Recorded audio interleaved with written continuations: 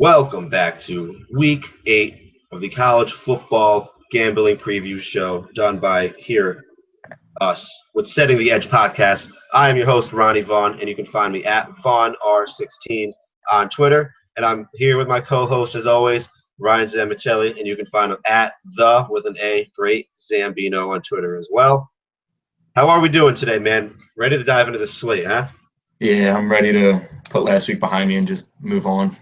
Yeah, same here, man. We didn't fare out too hot. There were some bad beats that we don't even want to discuss. Some backdoor covers we saw coming a mile away, which just kind of put a damper on our day. We were on the right teams, just not the right outcome. But what we do here is degenerate gamblers. We put our head back down to the dirt. We get the research going, continue the grind, and then hop back at it again for another big week. So let's start here. We agree on a couple games, and we're against each other on one, and then we have two others each. But let's start with the game that we have on Friday. One of my picks, I have Temple plus 6.5 going up against the University of South Florida. The over-under is at 60 right now. I'm seeing Vegas projected score at around 32.5 to about 27.5. You're a Temple guy here, and I love what I've seen with the return of the running back. What's his name? Jahad Thomas. We've seen 10 touchdowns in the last 5 games between the two running backs. And Jahad Thomas, if we all don't remember last year, is an absolute stud. And when Temple is able to control the ball well with Jahad Thomas, teams have to play down to their speed, and that usually favors well for them in a matchup like this. We all know we have seen the University of South Florida absolutely light up the scoreboard. We've seen them drop pretty much above 38 points every game this season, topping out at around 55 in a couple games. So we know how potent their offense can be. But in my opinion, Temple is a team that is trending upward. They're 5-0 in their last 5 games against the spread. A lot of people don't know that. A lot of people aren't paying attention to that at all. And I think if Temple can minimize the amount of turnovers that the quarterback has done for them this year, aka don't throw the pick, throw any picks, I think they should be able to control the clock in this game. And staying within 1 touchdown against an AAC opponent here, and Temple has a legitimate shot to take the American East if they win this game here. They run the table if they win out. So I think this game means a lot for Temple all in all. And they're riding high off that huge last-second touchdown against Central Florida last week. So I'm loving me some Temple plus 6.5 on the Friday slate. Ryan, give me your thoughts on this game. Yeah, I'm definitely going to be at this game tomorrow night. When I look at this one, since we've gotten Jahad Thomas back, we've definitely been a completely different team. And then Philip Walker, formerly known as PJ Walker, said he doesn't like being called PJ anymore as he grows older. He kind of earned the name Philip last week to me, throwing that last-second touchdown. When you look at his turnover numbers, every week he seems to have 1 or 2 interceptions. I think he's up to double-digit interceptions now. Yep. It's like a pretty much surefire trend where Temple could be down in the final minutes of the game and we're mounting a comeback, and Philip Walker's going to throw an interception on the last drive of the game, trying to force something. Did it against Notre Dame last year, did it against Penn State earlier this year, did it against Memphis this year. And he got saved by our defense last week, quite honestly, because as I recall, I believe he either fumbled or took a sack on like 4th and 10. But we were able to stop him and get that last-second touchdown drive. We're definitely trending upwards. I agree with you 100% on that.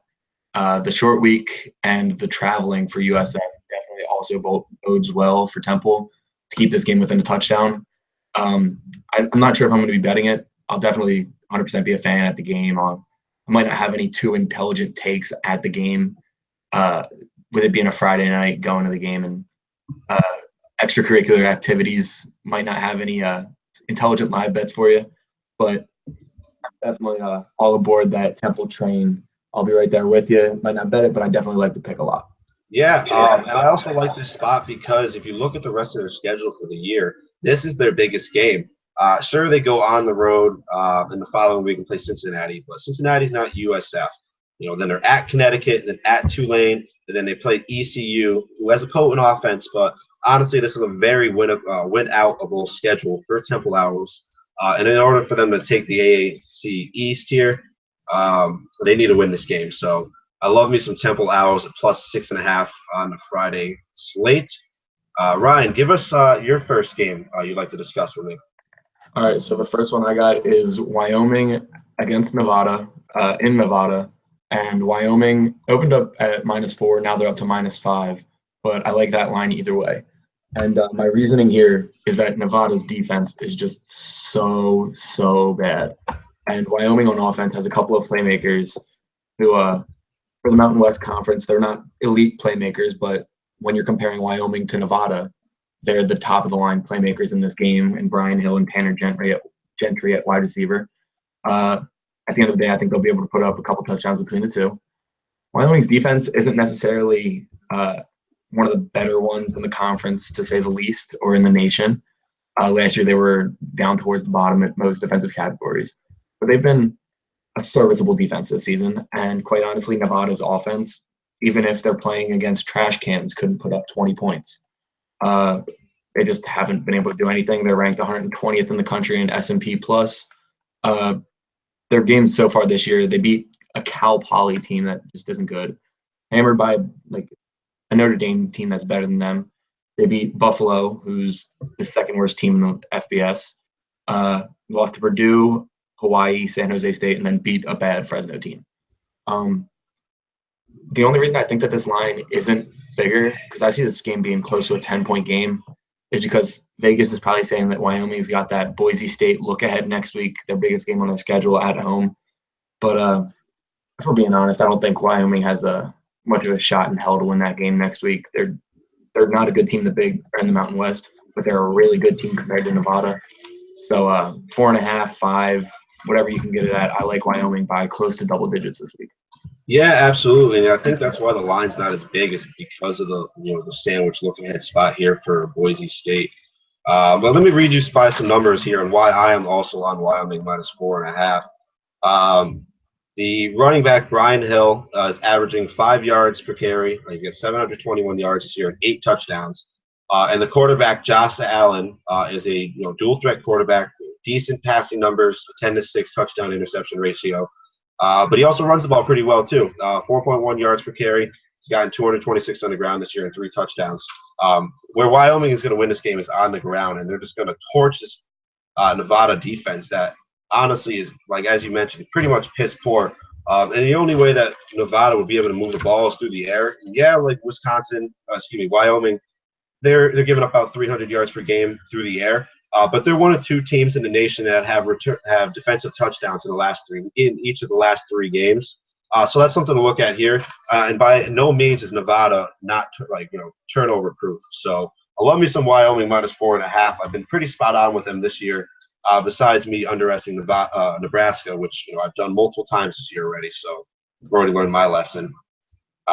Let's move on to the next game where we actually have a bit of a disagreement. Not the first time that there's been disagreements between Ryan and I on the Setting the Edge podcast. And both of the times he's been right here.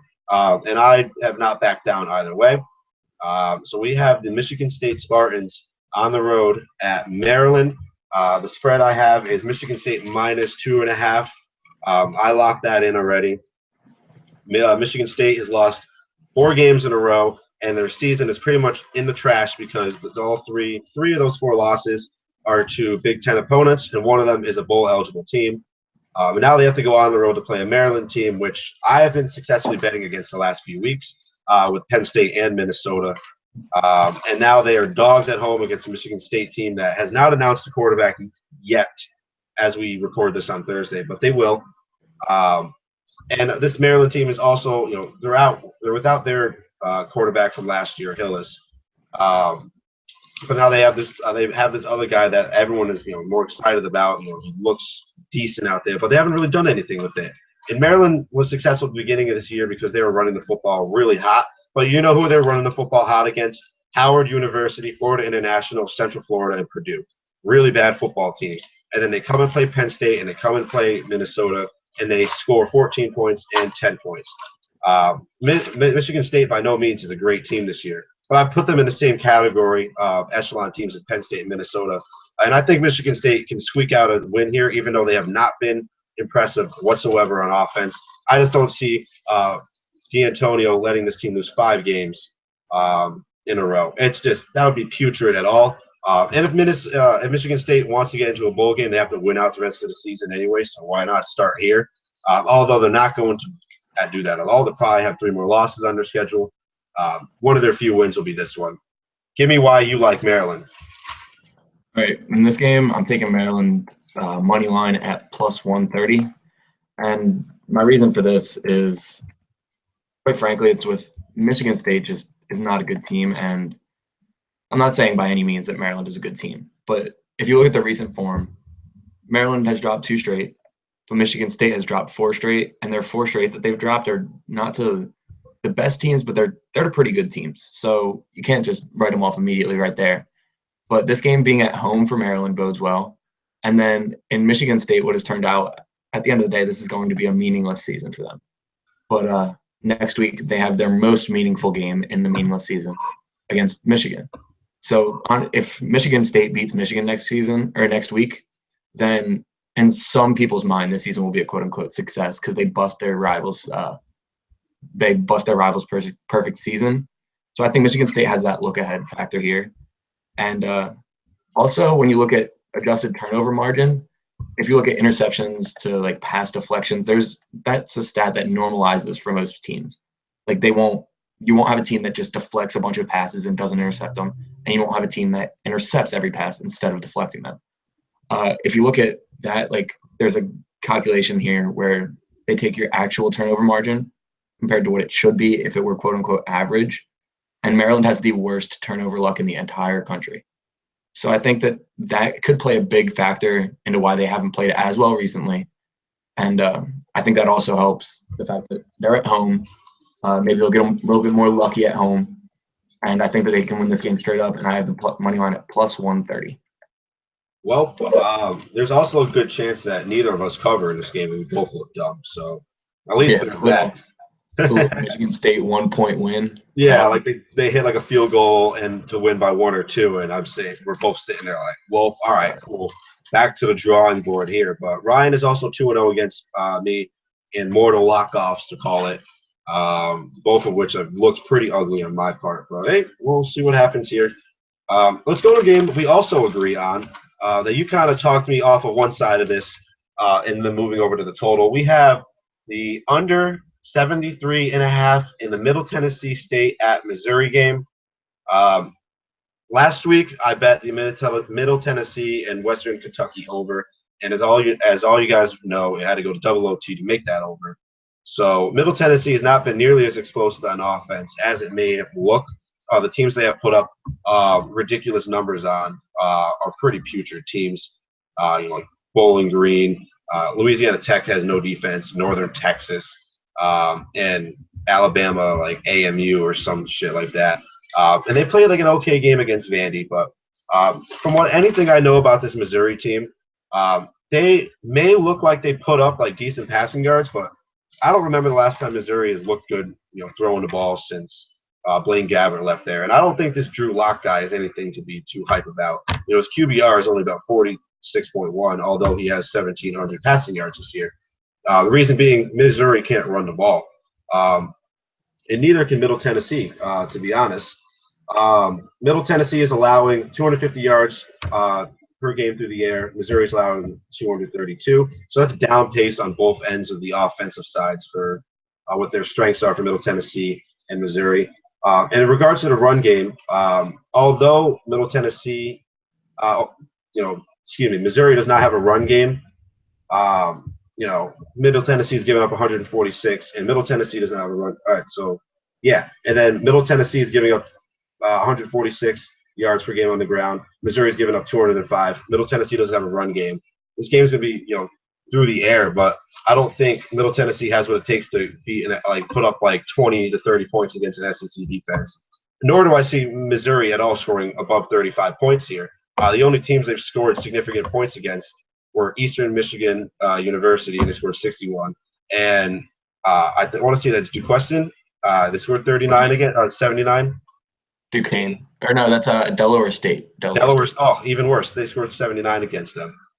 They barely put up 11 points against West Virginia, and they barely put up 27 against Georgia. I don't see Missouri stomping all over Middle Tennessee State at all. I think this game is going to be down paced because people have the perception both these teams can score, but they really have not at all recently. Give me the under at 73 right now. Yeah. When I first saw this line, it came out at 70 and a half, 70.5. And as soon as I saw that, I was on the under at 70.5, and now it's going up. First thing that crossed my mind is Missouri is not a good offensive team. Where the hell are these points coming from? Last week, we both hammered that 70 whatever over in Western Kentucky, Middle Tennessee State, and it hit, but we needed double OT. Missouri cannot score in bunches, and they should be able to slow down Middle Tennessee State. Yeah. The passing games, like you mentioned, that's where the points are going to have to come from in this game. And if you look at Missouri, I guess by the numbers, they've been a pretty good passing team this season. But then their defensive strength also is defending the pass. I don't see Missouri attacking Middle Tennessee State through the air, along with Middle Tennessee State attacking Missouri on the ground. So the Middle Tennessee State rushing attack plus the Missouri aerial attack, I don't think that adds up to 73.5. I think you said it was now. Middle Tennessee State has a decent running back in Itavius Mathers. Yep. He runs the ball for 6.3 yards a carry. Got 10 touchdowns on the season. And then they have a talented wide receiver in Richie James. He's a sophomore. I watched their bowl game last year. I believe they played Western Michigan. He's a really talented player. But at the end of this day, he's going to be facing a Missouri defense that's an SEC defense, and their pass defense is their strength. Number one recruit in the country from 2 years ago on that defensive line. He's nothing to sneeze at per se. So I don't see there's 73 points in this game coming anywhere. Yeah, people are hammering this over like it's the lock of the century. Honestly, like my original bet was Middle Tennessee plus 8 now. It's up to 8 now, and I still might take that because I don't think Missouri can win. I'm seeing computer projections, on OddsShark that has Middle Tennessee winning 33-11.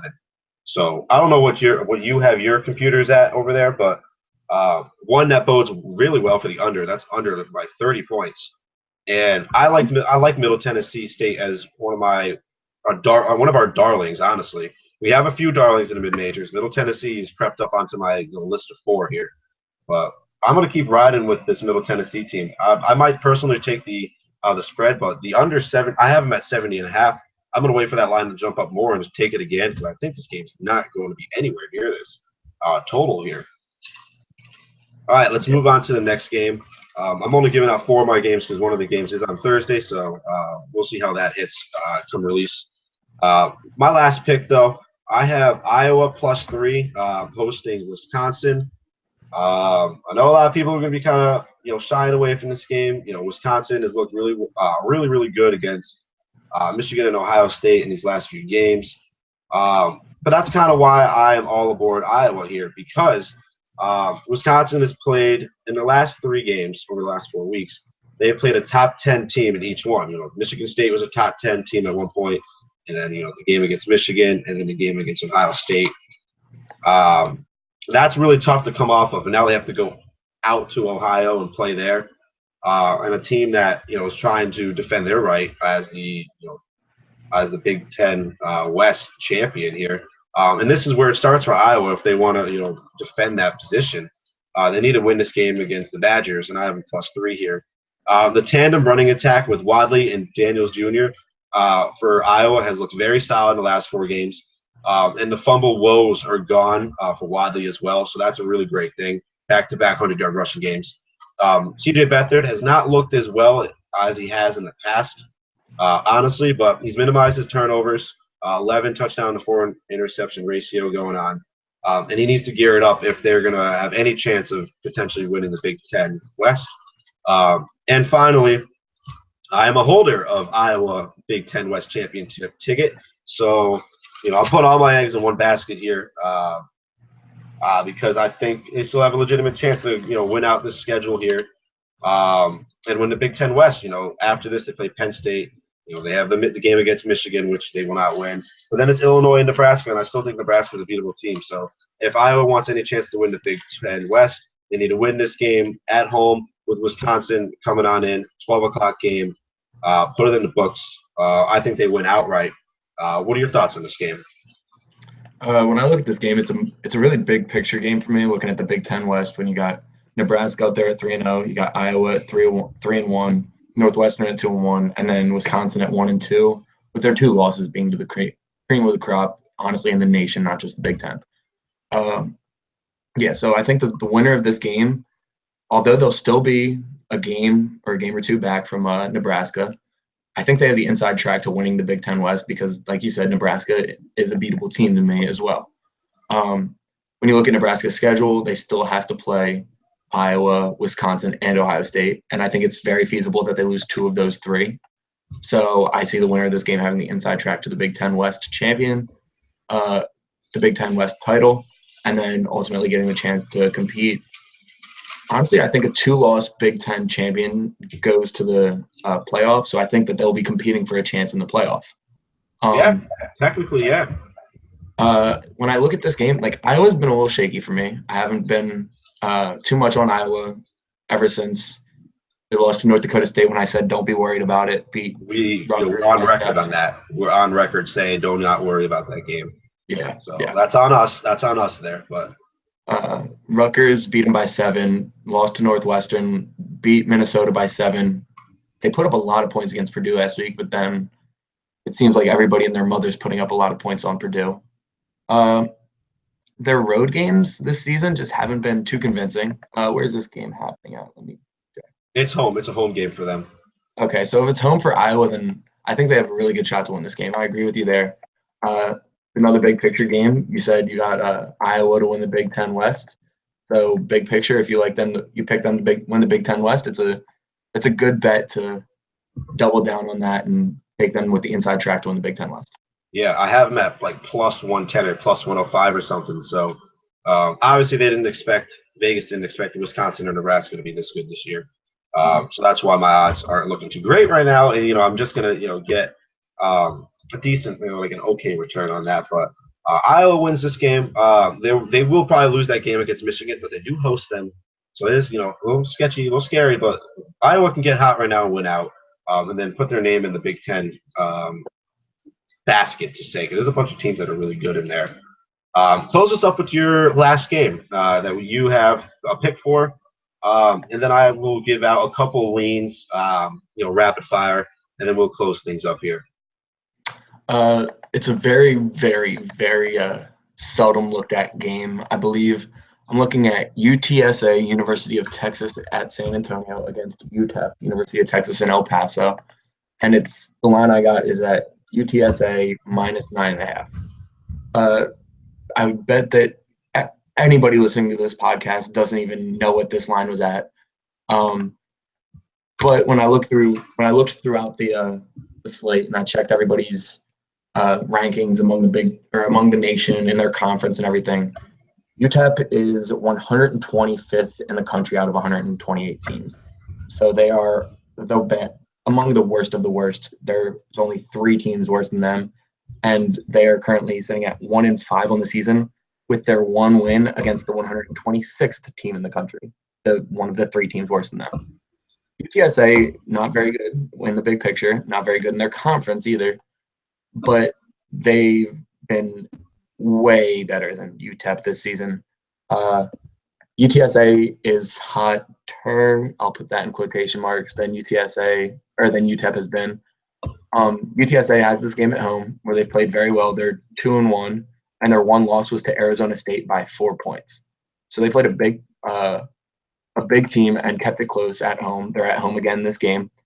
UTEP has handled poor teams recently. They even beat Southern Miss, a team with a pretty electric passing game with Nick Mullins at quarterback, and then they beat an atrocious Rice team last week.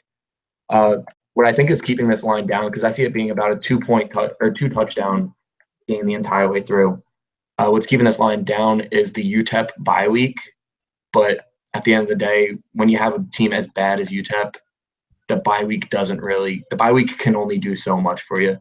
The bye week isn't going to win you a game. The bye week, I mean, just it's that simple. Bye week for the worst of the worst isn't going to impact the game as much as it will for, say, Penn State off of bye week playing against Ohio State, going to keep that game closer. Here's my one thing against your pick there. If UTEP somehow gets up early and controls the game, they have a running back named Aaron Jones who's averaging 7 yards per carry and 7 touchdowns this year. And he's been the only highlight on this entire UTEP team. I was listening to Phil Steele earlier today, and he kind of gave out that he was leaning UTEP here.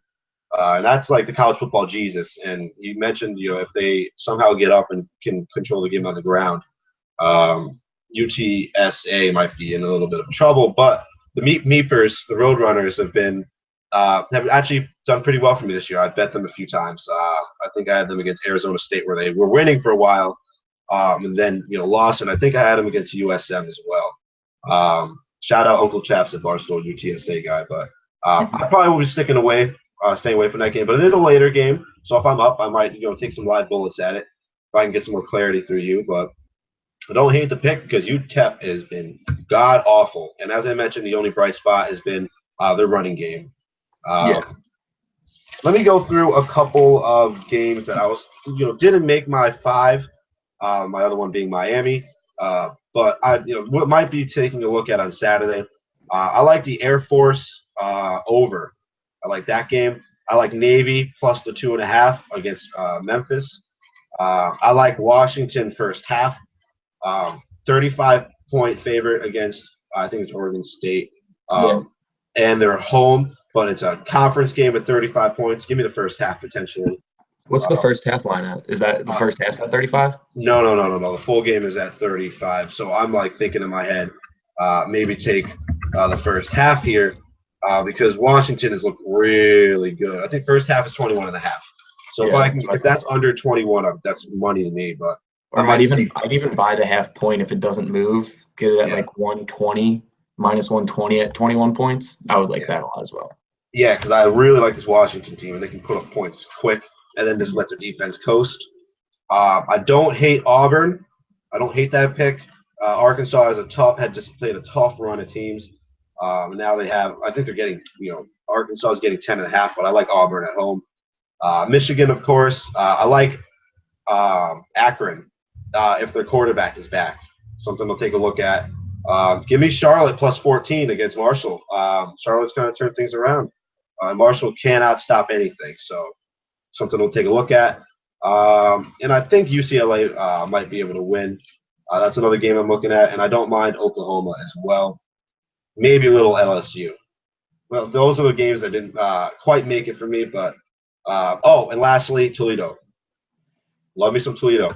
Only a matter of weeks before the Toledo-Western Michigan game that we're all going to love. So stay tuned on that action. But I like Toledo a lot too. Yeah. Just a last little notes, a couple of ones that I got. Earlier this week on Twitter, I was offering $5 to anybody who could name the man I'm projecting this weekend for 200 yards and multiple scores. Had some really good guesses.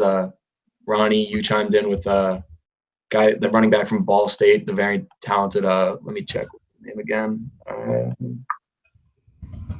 I'll find it in a second. Somebody else gets Brian Hill from Wyoming. Mm-hmm. Neither of those guys are correct. You got James Gilbert. Yep, James Gilbert. The guy that I'm looking at is Joe Mixon from Oklahoma against Texas Tech in the 8 o'clock game on Fox. Here's the reason I think he's going to go for an absolutely incredible day. Texas Tech's run defense, it's no secret that is one of the worst run defenses in the country. I've been saying it with my friends like the entire year. What the bowl selection committee did last year, or what the bowl committee for whatever bowl they ended up playing in, I don't remember what it was. Literally what the conversation they had in that conference room when they're like, who should we invite? One guy looked to another guy and said, you want to see Leonard Fournette run for 200 yards and a lot of touchdowns? We'll invite Texas Tech to play against them. Literally the best running back against the worst running defense that was bowl eligible. Samaje Perine for Oklahoma is out this week. Joe Mixon is an elite talent at running back. He hasn't produced the same that Perine has, but he's an elite talent. And now he's going to get all the touches. against an awful run defense in a game with a massive over-under. He's going for 200 and a couple of scores this weekend. And then one last little tidbit of him I want to throw out there is I'm looking at some live Heisman lines, and I'm seeing Jake Browning at plus 1,200.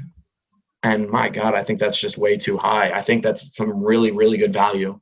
Lamar Jackson's obviously the front runner at this point, but he has some tougher defenses coming up. Houston's one of the best run defenses in the country, although they have busted my playoff, at least in one spot. They are one of the top run defenses, and I think the recency bias at the end of the season when they go, like, who do we want to, or who's the best player in the country, and they think, wow, he played against Houston and didn't perform too well, because Houston's the only team that can simulate Lamar Jackson in the entire country. And then they're also one of the best run defenses. So I think that game he'll get slowed down. And then Jake Browning, if he's able to carry with Washington to that Pac-12 North title, get them into the playoff, I think that teams look, or writers around the country look at him. Although he has that Pac-12 West Coast old men don't watch Pac-12 football bias or thing going against him, I think he's at 1,200. That's really, really, really good value. Yeah, if you can find anywhere to bet, like I remember before the season, I was seeing like you could bet just who would be at the Heisman Trophy ceremony, or like who would be invited to New York. If you can find a line for Jake Browning on that anywhere, I would hammer that home, even if it's at minus like 200, because that man is going to be in New York.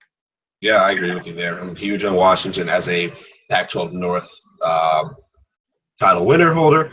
So I'm big on Jake Browning, and that's another reason maybe why we might be hopping all over that Washington first half. I'm gonna write that down for myself.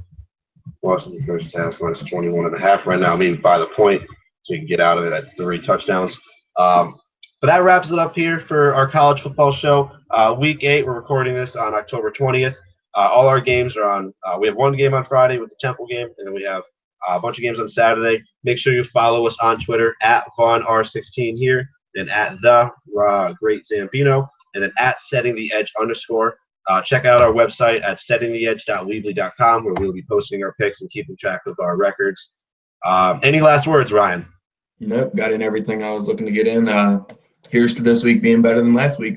Absolutely. We're going to turn this around, hopefully get off hot, and then maybe toss a little bit of free money at parlays to make some serious money. But Salu, best of luck for your gambling endeavors, and hopefully best of luck to you guys in your NFL as well. We will be recording that next. Enjoy your evenings.